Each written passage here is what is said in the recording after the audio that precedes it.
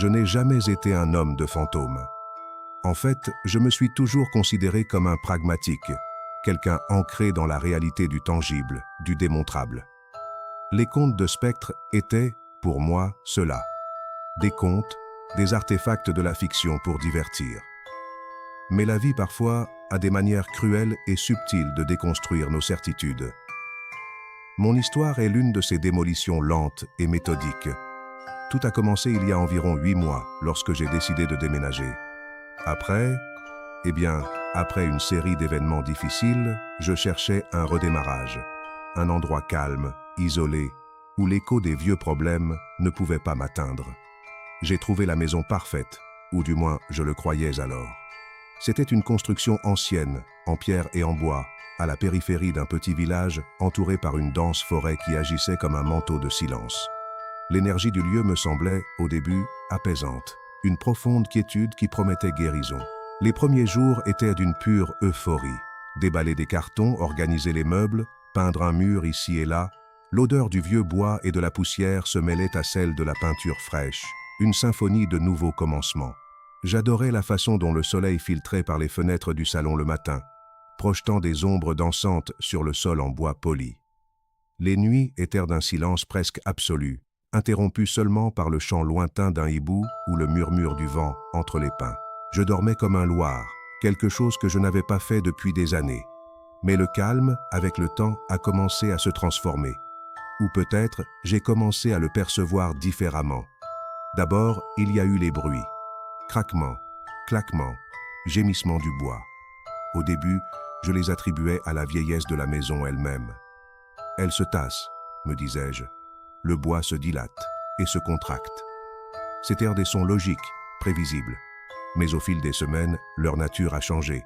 Ils ont cessé d'être aléatoires. J'ai commencé à remarquer des motifs subtils, une cadence, comme des pas lents et lourds à l'étage quand j'étais en bas, ou le frottement de quelque chose contre le mur du couloir. Toujours quand je passais par là. Jamais quand je restais immobile, attendant. Puis sont venues les choses hors de leur place. De petits détails au début. Un livre que j'aurais juré avoir laissé sur la table de nuit apparaissait par terre, les pages ouvertes. La tasse de café du matin, que je laissais toujours dans l'évier, je la trouvais parfois sur le bord de la baignoire. Mon portefeuille, que je rangeais toujours dans le tiroir de la commode, je l'ai découvert une fois sous l'oreiller. Ce n'étaient que des futilités, des choses qu'un homme distrait pouvait faire sans s'en rendre compte. Je riais de ma propre inattention, blâmant le stress accumulé et le changement de routine. Je perds la tête, plaisantais-je avec mon reflet dans le miroir. Mais la vérité, c'est que cela ne me faisait pas rire. Un frisson commençait à nicher dans mon estomac, surtout la nuit. Le silence, autrefois réconfortant, devint oppressant. Je sentais que chaque ombre avait une forme, que chaque reflet dans le verre de la fenêtre m'observait. J'ai commencé à dormir avec une lampe allumée, une lumière tamisée qui, au lieu de chasser l'obscurité, semblait l'accentuer, projetant des formes encore plus inquiétantes sur les murs. Mes rêves sont devenus vifs, fragmentés, remplis d'une anxiété que je ne pouvais pas expliquer. C'étaient des visions floues d'une chambre d'enfant, d'une odeur de fumée, d'un rire d'enfant qui se transformait en gémissement. Je me réveillais toujours le cœur battant à 1000, trempé de sueur froide, sans me souvenir des détails, juste la sensation d'une perte immense. La première fois que j'ai entendu mon nom, je l'ai attribué au vent. J'étais dans la cuisine en train de préparer le dîner, la radio allumée, quand un murmure froid sembla glisser dans le couloir. « Alex !» C'était doux, à peine audible, comme le froissement d'une feuille sèche. J'ai éteint la radio. Le silence a englouti le murmure. J'ai ouvert la fenêtre, mais il n'y avait pas de vent fort. La maison, alors, était complètement silencieuse. J'ai pensé que je l'avais imaginé. L'épuisement mental, peut-être. Mais je l'ai entendu à nouveau. Une semaine plus tard, je lisais dans le salon. La maison était dans la pénombre, seulement éclairée par la lumière de ma lampe de bureau. Un frisson a parcouru mon dos avant que le son n'arrive. Alex. Cette fois, plus clair, plus proche. Cela venait du couloir qui menait aux chambres.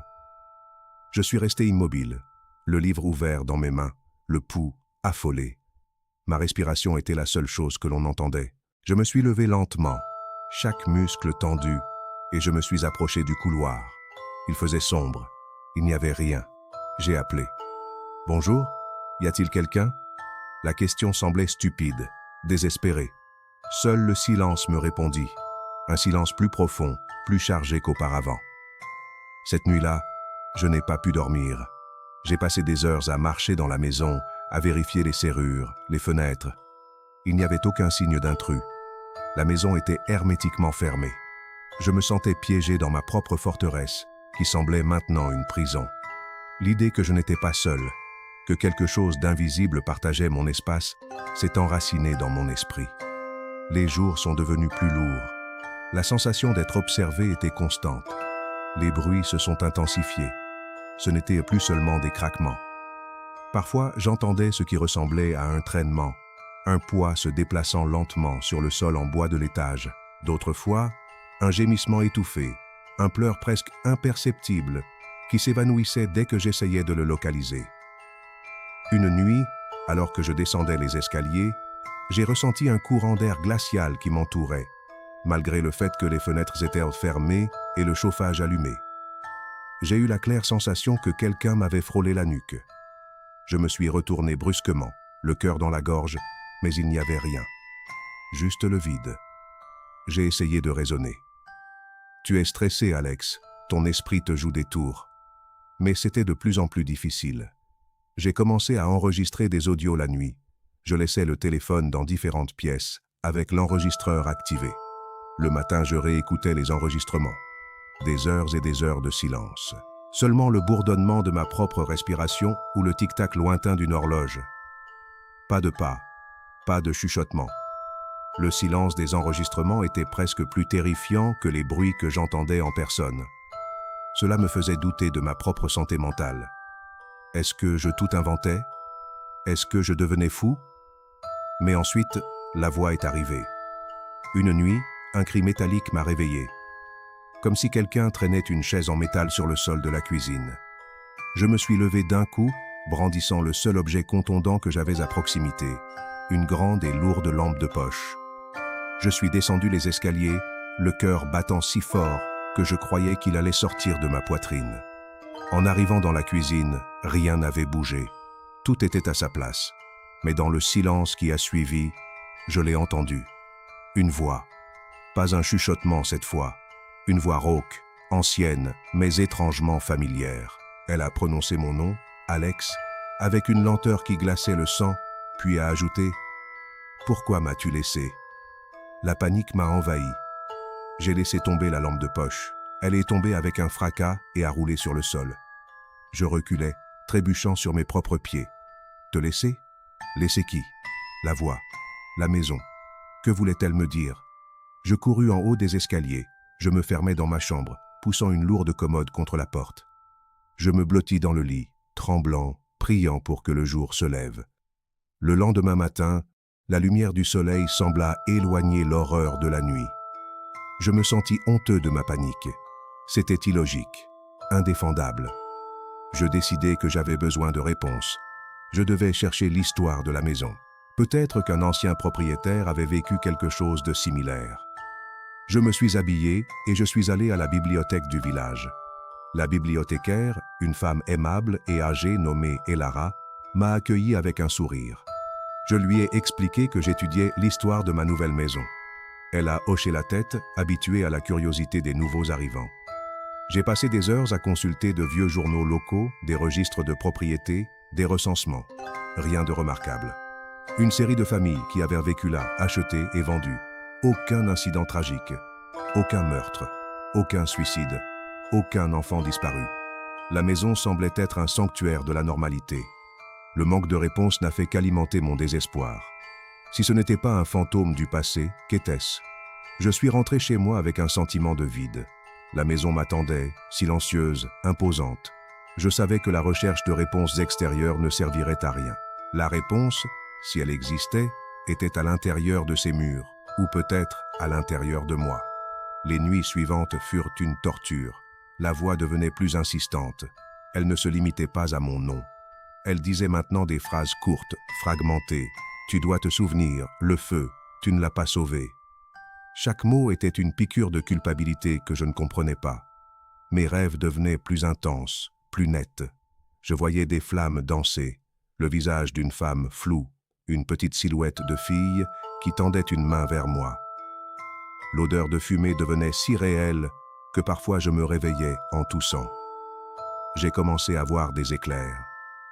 Dans ma vision périphérique, une petite ombre courant dans le couloir. Une main minuscule disparaissant derrière le cadre d'une porte.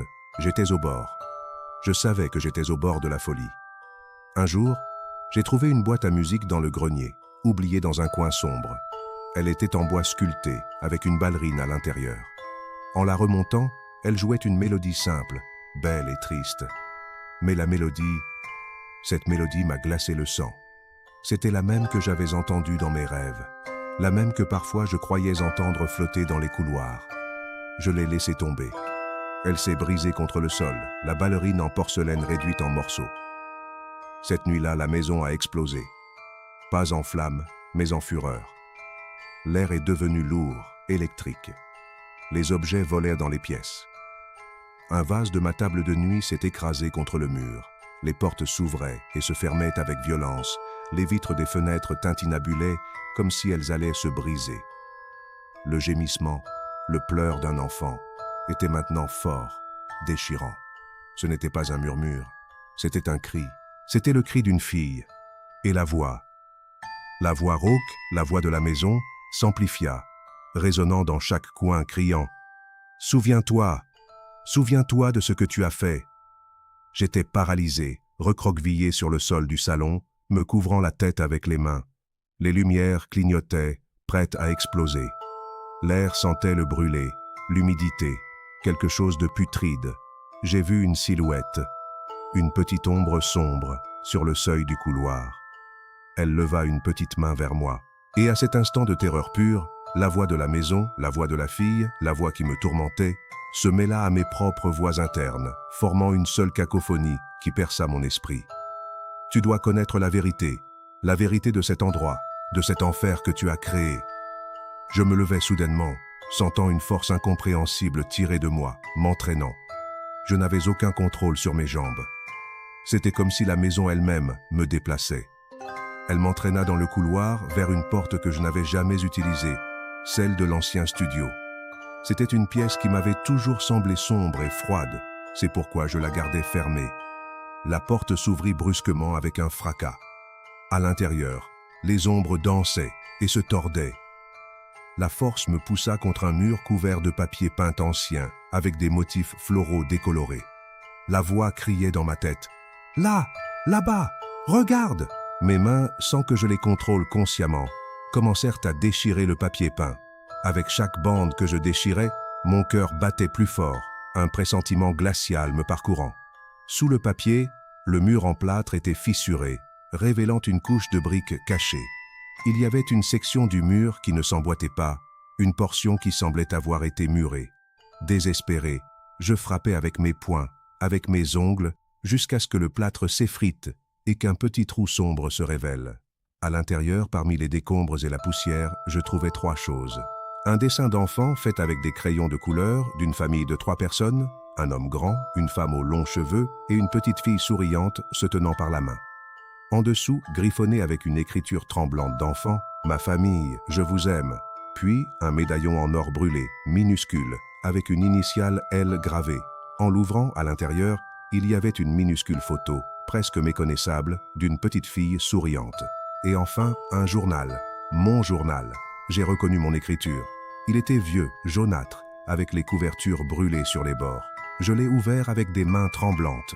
Mes yeux ont glissé sur les pages, et à chaque mot lu, une couche de brouillard se dissipait de ma mémoire, révélant une vérité qui était infiniment plus terrifiante que n'importe quel fantôme. Les premiers passages parlaient d'une vie heureuse, de ma femme, Sarah, et de notre fille, Lily.